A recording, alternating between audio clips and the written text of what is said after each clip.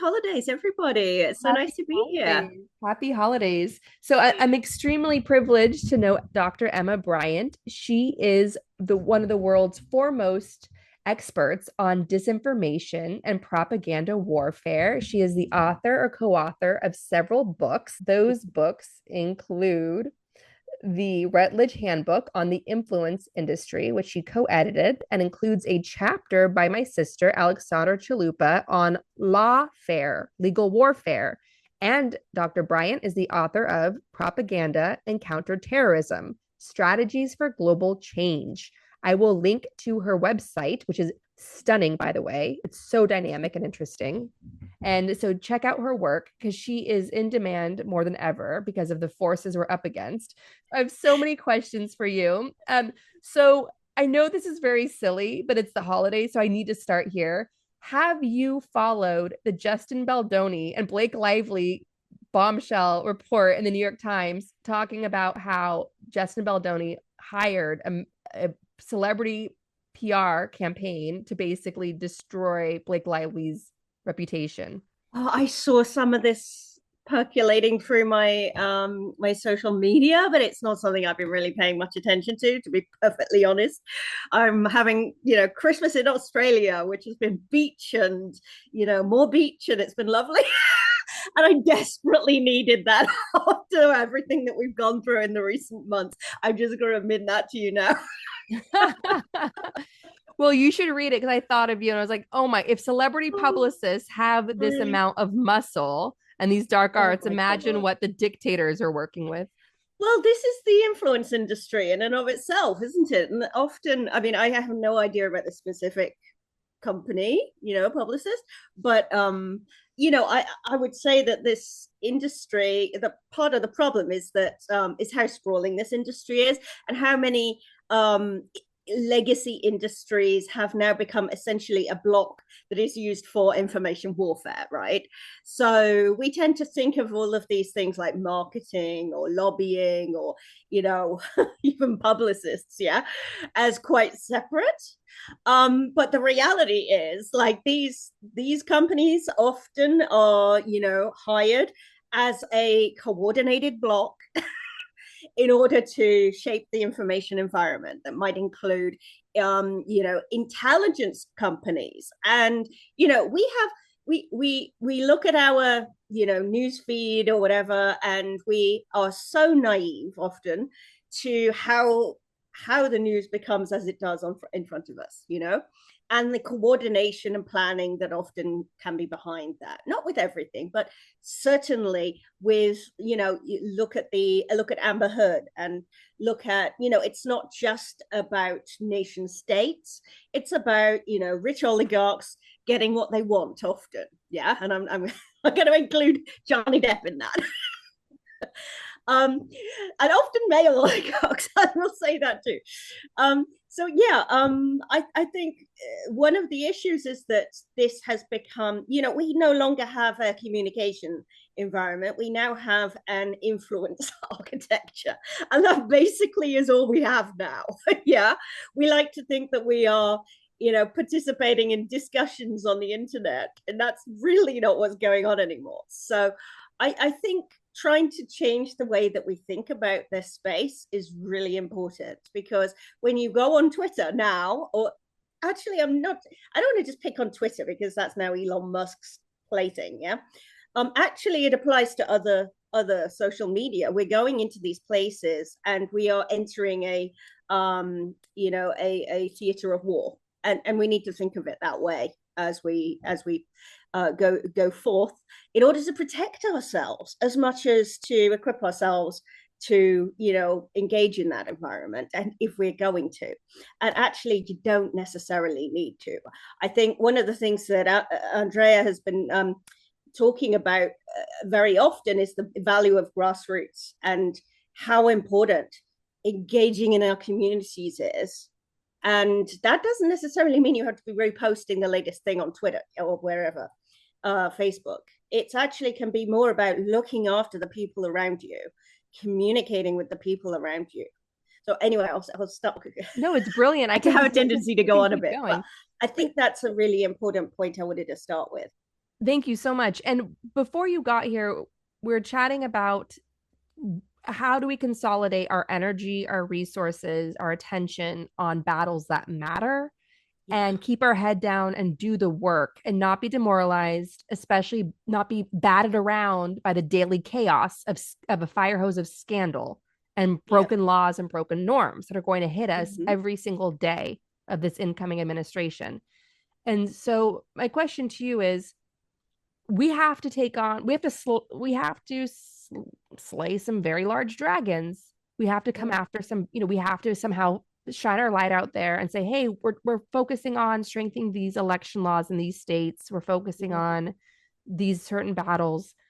But then we might get inundated by these bad faith bots or like hit pieces by these echo chambers out there trying to discredit Mhm. us, demoralize us. I know because I lived through that the first Trump, Yeah.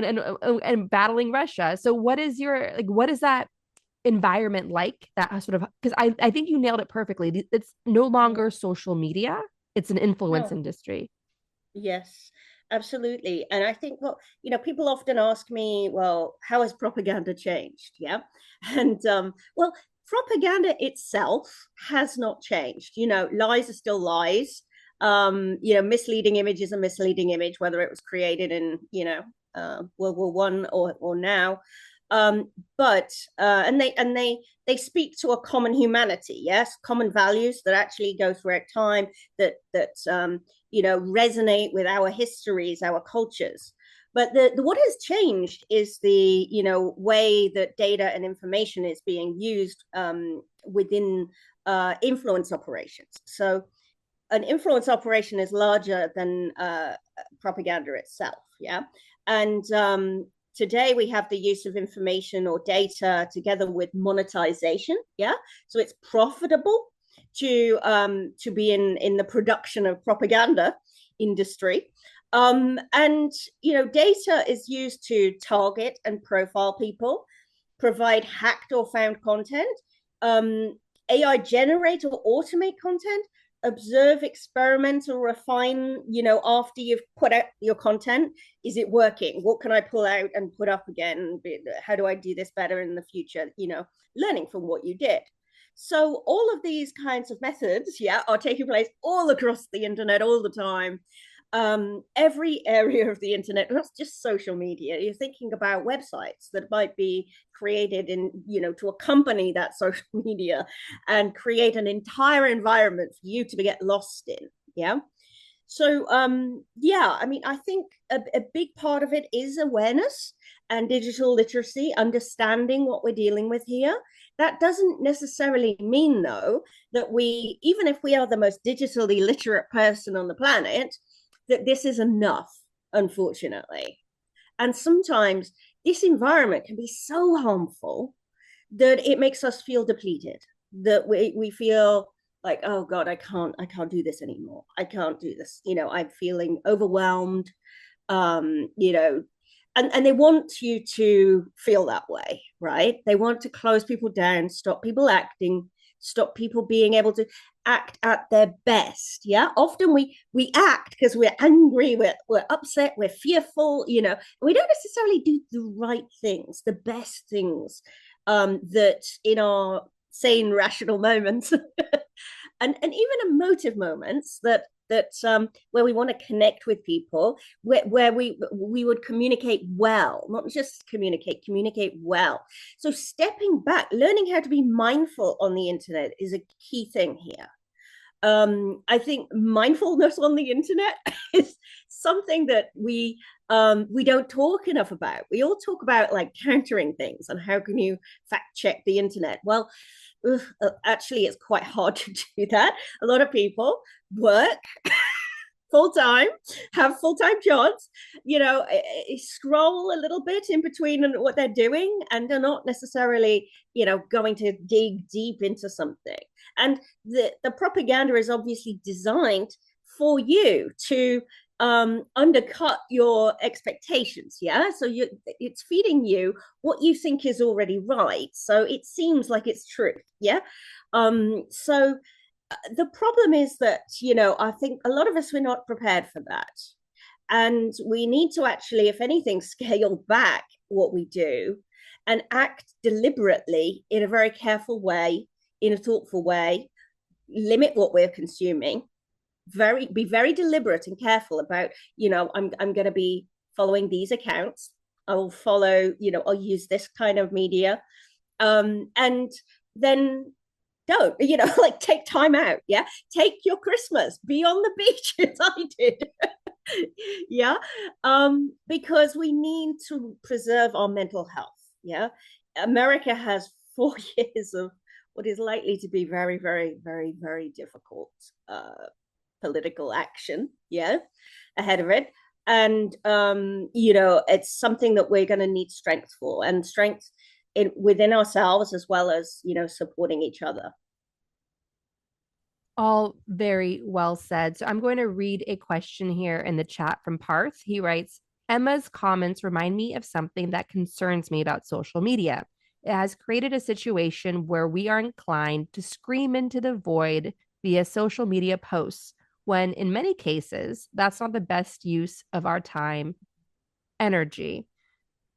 So, what would you say is the best use of our time, energy, when we got here because of a disinformation war? We might lose more and more rights in our very democracy because of this disinformation war. What do you believe would be the best use of our time in the critical few years ahead? Getting outraged and screaming on the internet only makes Elon Musk richer, or Zuckerberg, yeah, and makes it depletes us. It just does, yeah. All of us, even me, yeah. I do it from time to time. So yeah, I think first of all, scaling that back, and that is a job in and of itself, because we're all addicted at this stage. Yeah, we have to actually build practices into our lives that will control this. So what you do instead, I think this will depend on you. Yeah. And not, we all have different capacities for what we can do and change in our world. Yeah. For some people, it might be just spending time with your son. Yeah. Being able to raise kids that are going to understand this environment and be able to have a civic conscience and an ability to understand what's happening with culture. Yeah. And educating more broadly, yeah, within your community, in a non-combative way. Yeah, you don't want to be disrespectful to people. You want to understand and try to, and that actually in itself is a practice that is quite hard when we're dealing with what we are facing. Yeah, we all get emotional. Yeah, so I think understanding why people have the views they do, and trying to navigate that, is a job in and of itself that we can all be engaged in. There is also, of course, mobilizing behind really important causes in the States that, we need to make change here. And that's going to be tougher than ever in an environment like this. I wrote an article recently about the education system and how that's under attack and what Trump has planned. I don't know, maybe you can share that. I think in the battle takes place in so many different arenas. Academics, we are going to be defending knowledge and higher education under attack. Yeah, that's going to be our day to day. In not just in America. I'm actually in Australia at the moment, but around the world. And actually, the attacks that are taking place in the United States. When they do these things within American universities, it then gets rolled out around the world. So we've seen this happen in Australia. Things that happened in American universities then got taken up over there.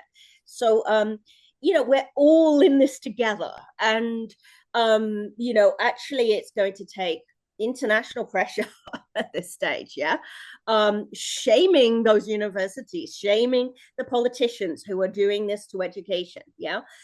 We need the UN, we need all of them to actually, raise their voices.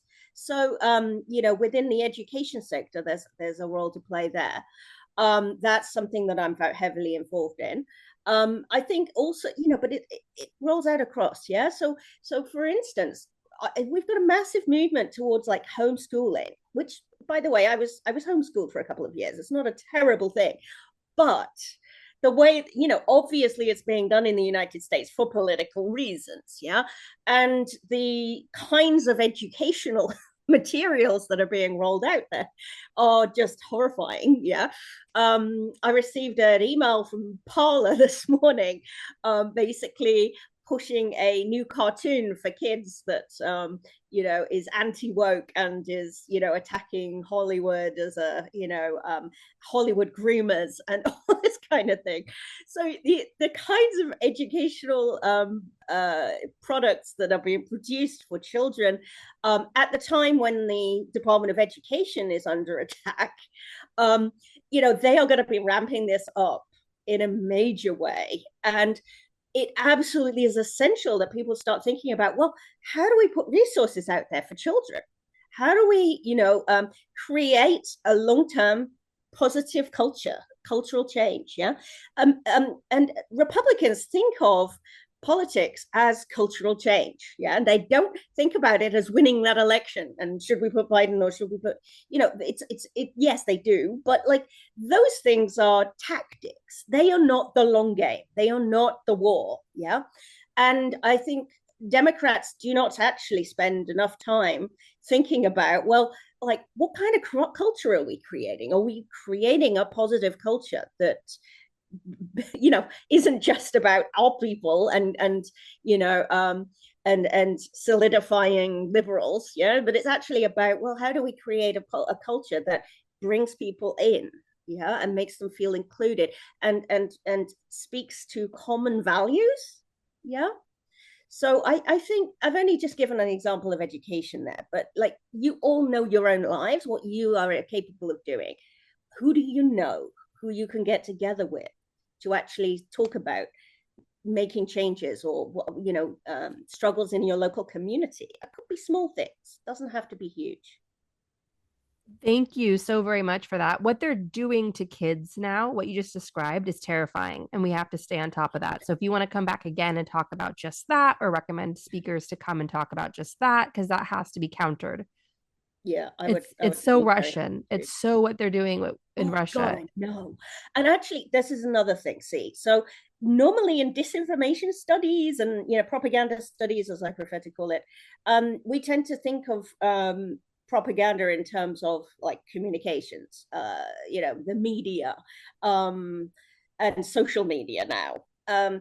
We don't tend to think of propaganda as education, certainly not in democracies. Yeah, in a liberal democracy, we tend to see the education system as something that is, while it has its issues, it's open A to free commercial form of pressures, there are ideas. biases, blah, blah, blah, blah, blah. It's a legitimate education system.